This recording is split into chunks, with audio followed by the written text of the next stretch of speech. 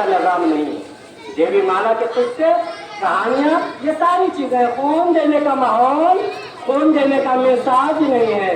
1857 की जंग है जिसमें 5000 और मुसलमानों की तादाद 20,000, तकरीबन 25,000 का इंसानों का उसमें नुकसान हुआ था। उसमें 5,000 इसकी तादाद है। इस बुनियाद पे नाम लिया जाता है और ये पहली तारीख कही जाती है। लेकिन बात कैसे मुझे इसमें कहना था, इंशाल्लाह इस पिछले की बातें और रखूंगा मौके पे, मुबारक दिन भी आए इंशाल्लाह उस वक्त भी।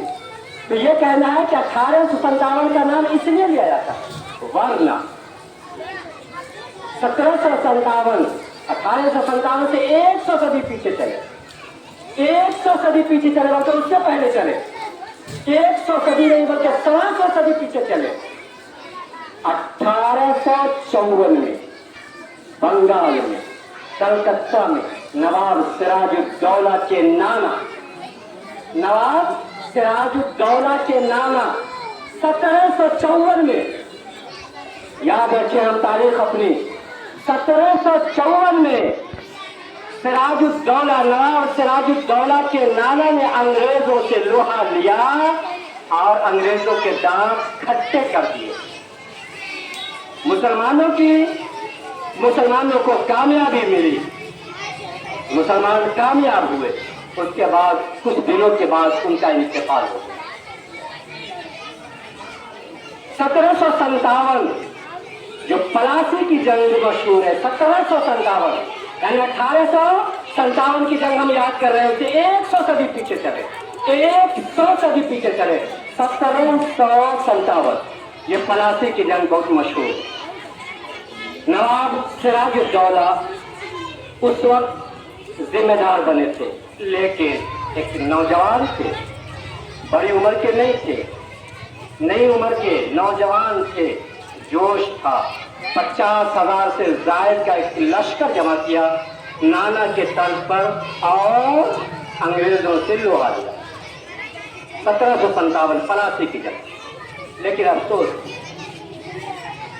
कि उनके रिश्तेदार ही, उनके मामू बहुत दूर नहीं, नवाब सिराजुद्दौला के मामू जिसको मीर जाफर के नाम से दुनिया जानती है, गद्दार वतन, रईसुल मुनाफिकीन, मीर जाफर, ये सिराजुद्दौला का मामू है जो उस वक्त में वजीर आजम था। अंग्रेजों के हाथ बिक गया। हमारे मुल्क की ये तारीख अजीब है। गद्दारान बहुत पैदा हुए, बहुत पैदा हुए, आज भी हो रहे हैं और उसी में अपनी खैर समझते हैं। चलो तुम उधर को, हवा हो जिधर की, ऐसा नहीं। तो मीर जाफर जो नवाब सिराजुद्दौला का मामू था, जो उस वक्त का वजीर आजम था, वो अंग्रेजों से मिल गया। अंग्रेजों ने उसे लालच दी कि तुमको नवाब बना दिया जाएगा बंगाल का, तुम कोई कोशिश करो, तुम कोई काम करो, जैसे कर सकते हो करो। क्योंकि वो वजीर आजम था, उसने सोच लिया, वजीर आजम अगर सोच ले तो क्या मुश्किल है। उसने सोच लिया अपनी फौज को हमको अंग्रेज के मुकाबले में लाना ही नहीं। 50,000 का लश्कर है, इधर 13 या 14,000 का लश्कर है अंग्रेजों का। लेकिन नवाब सिराजुद्दौला का लश्कर जो मीर जाफर की सरपरस्ती में था, मुकाबले के लिए आया ही नहीं, तलवार उठाया ही नहीं। मीर जनाब सिराजुद्दौला, नवाब सिराजुद्दौला अपनी छोटी सी टुकड़ी के साथ लड़ते हुए शहीद हो गए। ये 1757 की बात है, याद रहे। एक चीज और कह दूं, मीर जाफर जिसने गद्दारी की थी नवाब सिराजुद्दौला के साथ, गद्दार की हुकूमत बहुत दिनों तक नहीं चल सकती, बहुत दिनों तक नहीं चल सकती। थोड़े ही अरसे में उसी का रिश्तेदार मीर कासिम पैदा हुआ जिसने मीर जाफर का काम चला। उसी के बाद 1764 में हमारे बिहार बक्सर की जंग, शुजाउद्दौला جس کا ذمہ دار تھا. 1764 کی بات کر رہا ہوں. نواب شجاع الدولہ جس نے لوہا لیا اور اس طریقے سے وہ اپنے اس وقت بھی کہیں کچھ لوگوں کی غداری کے نتیجے میں ہار ہوئی اور اس طریقے سے انگریز تقریباً قابض رہا. اس کے بعد آگے چلے 17ویں صدی کی بات کر رہا ہوں. ٹیپو سلطان ان کے باپ حیدر یہ لوہا لے کر انگریز سے مقابلہ کرتے رہے, کامیاب بھی رہے. مختصر یہ کہہ رہا ہوں کہ اس کے بعد ٹیپو سلطان جب ان کے زمانے کے بعد جب ان کا انتقال ہو گیا حیدر صاحب کا, تو ان کے زمانے کے بعد ٹیپو سلطان آئے. ٹیپو سلطان ایک بار نہیں, چھوٹی چھوٹی تو بہت ساری جنگیں ان کی, 4 بڑی جنگیں لڑی, 4 بڑی جنگیں لڑی اور 3 میں کامیاب ہوئی. انگریز کو کے دانت کھٹے کر دیے, 3 میں کامیاب ہوئے. 4تھے میں انگریز نے دیکھا اب ہم اس طریقے سے کامیاب نہیں ہو سکتے ہیں.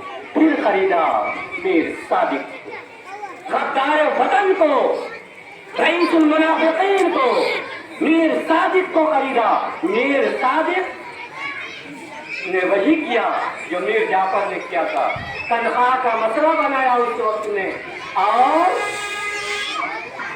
ٹیپو سلطان تہجد گزار, صرف بادشاہ نہیں, 5 وقت کے پابند نہیں, شریف داڑھی ان کے چہرے پہ تھی, تہجد گزار تھے. اس وقت وہ تہجد پڑھ کر کے آئے تھے. 4تھی جنگ عظیم جو ان کی سرپرستی میں لڑی جا رہی تھی. یہ 1799 کا واقعہ ہے, 1799 کا. 1799 میں ٹیپو سلطان شہید کر دیے گئے. لیکن یاد رہے ان کا روب ایسا تھا, ان کی وجاہت ایسی تھی کہ ان کے جانے کے بعد بھی انگریز بہادر کو ان کے قریب آنے کی ہمت نہیں ہو رہی تھی. 2 دن ان کی لاش وہیں پر رکھی رہی. اس کے بعد بھی نواب بہادر اس کے قریب جانے کو تیار نہیں تھے. ڈھیلے مار کر کسی طریقے سے دیکھ رہے تھے کیا حال ہے اس کا, ٹیپو سلطان کا کیا حال ہے. اس کے بعد جب اطمینان ہو گیا کہ ٹیپو سلطان ختم ہو گئے, یہ 1799 کی بات کر رہا ہوں, انشاءاللہ بالکل سمجھا آگے باتیں. 1799 جب ٹیپو سلطان ختم ہو گئے تو اس کی لاش پہ کھڑے ہو کر کے جنرل انگریز نے کہا تھا اب یہ ملک ہمارا ہے, اب یہ ملک ہمارا ہے, ہم سے کوئی لے نہیں سکتا.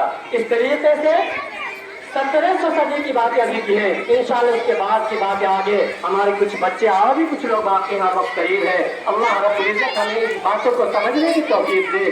ہم سے چھینا ہے, تکلیف ہم کو تھی, ہم لڑے تھے 100 صدی تک, 100 صدی تک پورے ایک برادران وطن کا نام نہیں لیا جا سکتا.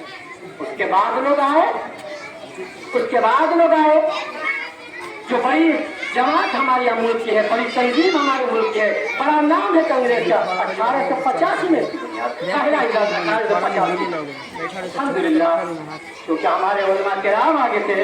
اور اس کے اور آگے کیا کیا علماء کرام کی قربانی ہے, کیسے علماء کرام نے اس ملک کو سیکھا ہے, سنوارا ہے, اور آج بھی کس طریقے سے اس کی پلکوں کو سنوار رہے ہیں, وہ ہمارے سامنے جگ جائے ہے. مصیبت یہ ہے ہم اس تاریخ کو جانتے ہی نہیں, اور اپنے بھی اپنوں کے ساتھ غداری کر رہے ہیں, اور سمجھتے کہ ہم ٹھیک کر رہے ہیں, جیسے میر جعفر نے کیا, قاسم نے کیا, میر صادق نے کیا, آج بھی لوگ کر رہے ہیں. اللہ ہماری حفاظت فرمائے, اللہ رب العزت ہمیں صحیح سمجھ نصیب فرمائے. ہم سمجھے ہماری تاریخ کیا ہے, اس ملک کا ہمارے پرزوں نے کتنے دن تک حکومت کی ہے. 800 صدی تک, 800 صدی تک ہماری حکومت رہی ہے. دوسرے تو غلام تھے, غلام ہیں, غلام انشاءاللہ ایسے ہی ہوگا. اللہ رب العزت ہمیں صحیح سمجھ نصیب فرمائے, اپنی صحیح تاریخ کو جانے یا جاننے کی ہم کوشش کریں. اللہ رب العزت ہم کی توفیق نصیب فرمائے. آمین. وآخر دعوانا الحمدللہ.